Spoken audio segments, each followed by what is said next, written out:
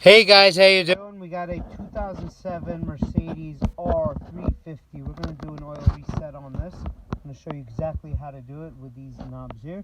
First thing you're going to do is you're going to turn your key to position 1 with the airbag light on.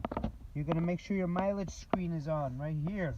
If it's not on, you're going to hit this button right here or here, and you're going to switch through until you get to mileage.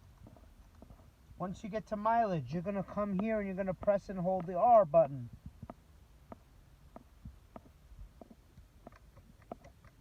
Three times. Then you're going to hit this button here. You're going to scroll down to confirmation.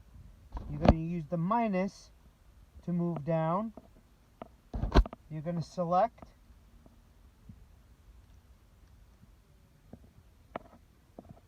Full service confirmation.